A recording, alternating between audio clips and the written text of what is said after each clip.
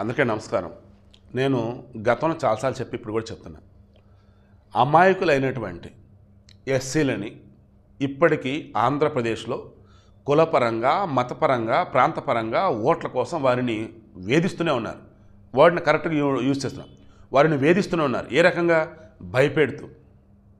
వాళ్ళ గనక ఓట్లేకపోతే ప్రభు నిన్ను శిక్షిస్తాడు, వాళ్ళ గనక ఓట్లేకపోతే సంఘం నుంచి బహిష్కరిస్తాం, వారి గనక ఓట్లేకపోతే నీ జీవితం నాశనం అయిపోయేది.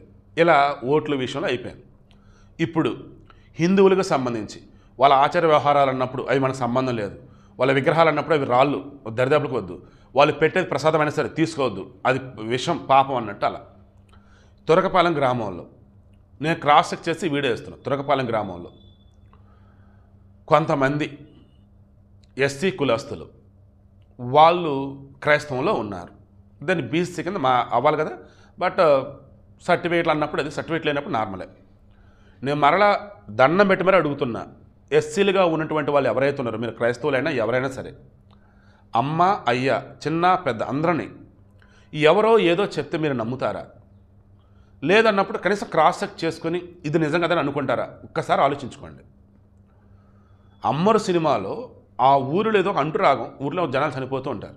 అప్పుడు అమ్మోరు తల్లి వచ్చి, రమ్యకృష్ణ ఇదిగో ఆమె వేపాకు, పసుపు, ఇంకో యాంటీబయాటిక్ తాలూకు మొత్తం కూడా రుద్ది ఒక కలసం లాంటి దానిలో పెట్టేసి ఊరంతా చల్లరా, ఊరిలో ఉన్నటువంటి నీళ్ళల్లో మిగతా చోట్ల అన్నీ చల్లరా, నువ్వు వచ్చేందుకు ఏడా ఉంటానంటే, ఇక ఈమె వచ్చేసి అరే అన్నం తినమని చూడటం మర్చిపోయాను. వెనక్కి వచ్చినప్పుడు అమ్మోరు తల్లి, సో నేను వచ్చేంతవరకు ఇక్కడే ఉంటాను కదా, ఇక నేను వెనక రాకపోతే ఆమె ఇక్కడే ఉండేది కదా చెప్పేసి పాప అమాయకురాలు దూకి చనిపోయింది, బావిలో దూకి. ఇక ఈ ఊరిలో ఉన్నటువంటి అమ్మోరు తల్లి అమ్మోరుగా శిలగా మారేసి అందరికి కూడా ఇక కాపాడుతూ ఉండేది. ఇక్కడ కూడా గతంలో చాలాసార్లు చెప్పాను, హిందూ ధర్మంలో ఆచార వ్యవహారాల్లో అన్నీ కూడా సైన్స్కి లింకప్ అయి ఉంటాయి.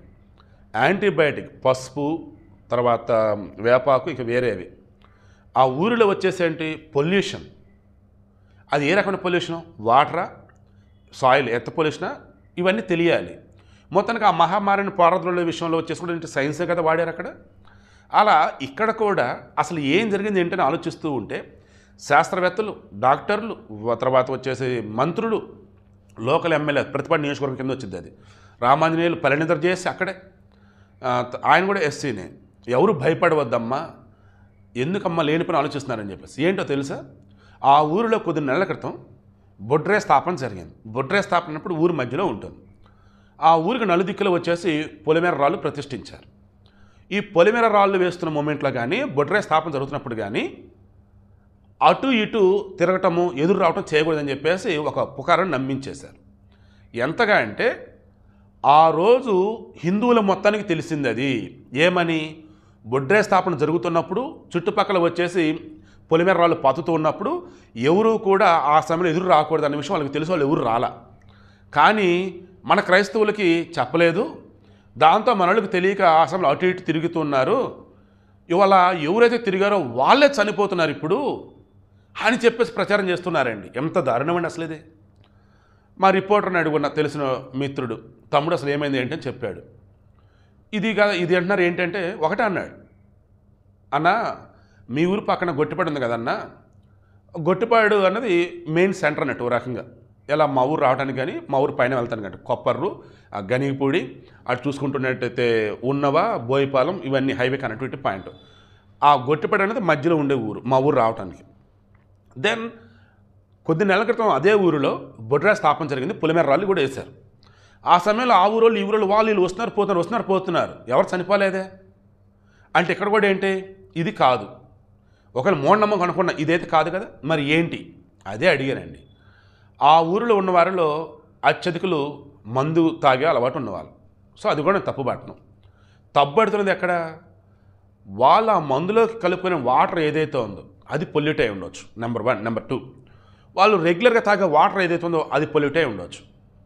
ఇప్పుడు దీని మీదే ఆ ఊరిలో ఎక్కడైతే వాటర్ సప్లై అవుతుందో, క్వారీలు, రిజర్వాయర్లు టైప్ అన్నట్టు ఆ నీళ్ళ, వాటర్ ట్యాంకా, లేదన్నప్పుడు ఇళ్ళకెళ్ళే పైప్ లైన్ నీళ్ళ, లేదన్నప్పుడు ఆర్ఓ ప్లాంట్ అంటారు, రివర్స్ ఆస్మోసిస్ అంటారు చూస్తే, ఆర్ఓ ప్లాంట్ వాటర్ తాగేవి, అవే శాంపిల్స్ మొత్తం కలెక్ట్ చేసుకున్నారు. మరలా ఇక్కడ చెప్తున్నా, చనిపోయినది మొత్తం కూడా మా ఎస్సీలు మా క్రైస్తవులే, హిందువులు ఊర్లో ఉన్న వాళ్ళు బాగానే ఉన్నారు అని చెప్పేసి అంటున్నారు.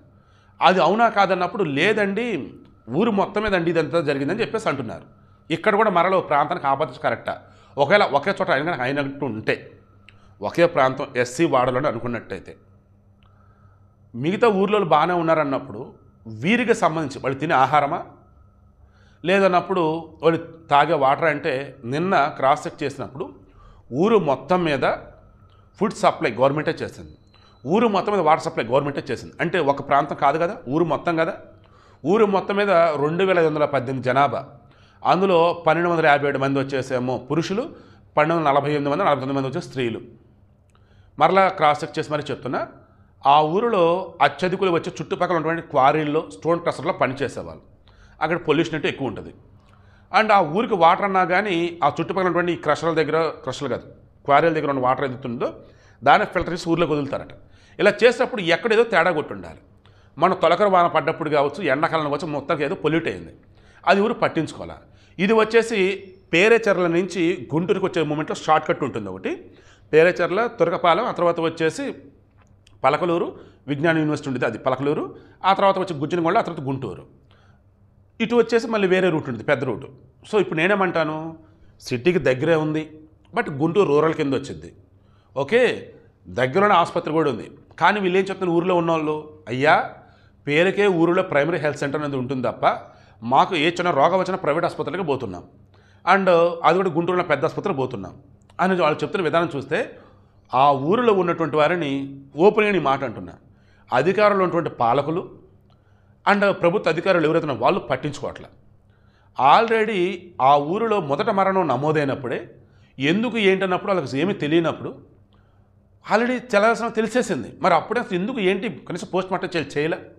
1, 2 ఇలా చెప్పుకుంటూ పోతే గడిచిన 3 నెలల్లో 40కి పైగా మరణాలు, గడిచిన 3 నెలల్లో 40కి పైగా మరణాలు. ఎంత దారుణం అసలు! ప్రభుత్వ అధికార నిర్లక్ష్యం ఎంత ఘోరం ఉంది ఇక్కడ. అండ్ పాలకులు ఎవరైతే ఎంత నిర్లక్ష్యం అండి వాళ్ళది అసలు.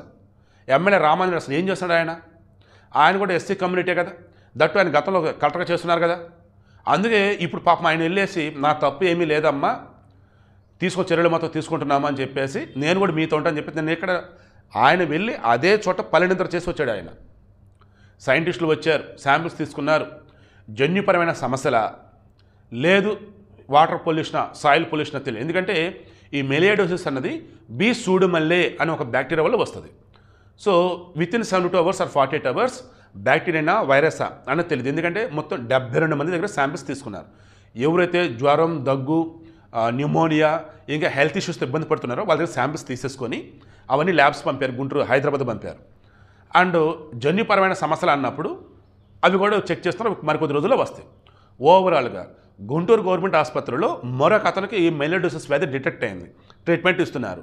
గుంటూరులో ఉన్నటువంటి గవర్నమెంట్ ఆసుపత్రిలో తురకపాలెంలో సంబంధించి ఒక సెపరేట్ వార్డే పెట్టారు. ఆ ఊరిలో ఉన్నటువంటి వాళ్ళకి ఏ చిన్న ప్రాబ్లం వచ్చినా ఆసుపత్రిలో ఆ వార్డులో అడ్మిట్ చేసి మొత్తం ట్రీట్మెంట్ చేస్తారు. ఊరిలో ఉన్నటువంటి వారికి వాటర్, ఫుడ్ ఇవన్నీ కూడా గవర్నమెంటే సప్లై చేస్తుంది. ఊరిలో మొత్తం 9 చోట్ల క్యాంపులు పెట్టారు. ఎక్కడికక్కడ మొత్తం కూడా పిన్ టు పిన్ మొత్తం రీసెర్చ్ చేస్తూ ఉన్నారు. ఇంత చేస్తున్న మూమెంట్లో కూడా ఆ బొడ్రే స్థాపన రోజు మాకు చెప్పలేదు, మేము తిరిగాము, అందుకే ఈ రకంగా అంటే ఏమనాలి? హిందూ దేవులు లేరు అంటారు, అవి రాళ్ళు అంటారు. మరి రాళ్ళ వల్ల మీకు సమస్య ఏంటి? హిందూ దేవులు లేరు అన్నప్పుడు దేవుడు వచ్చేసి ఏసయ్య ఒక్కడే అన్నప్పుడు ఇంకెందుకు మీకు భయం? ఏసీ మిమ్మల్ని కాపాడుతాడన్నప్పుడు వేరే ఎవరో చేసిన వాళ్ళు మీకెందుకు లేనిపోయిన సమస్యలు? దయచేసి ఆలోచించండి అమ్మ, ఆలోచించండి అయ్యా.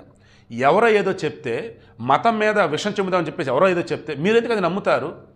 మీ దేవుడు మీకున్నాడు, మిమ్మల్ని కాపాడుతాడు, వాళ్ళ దేవుడు వాళ్ళకున్నాడు, వాళ్ళని కాపాడుతాడు.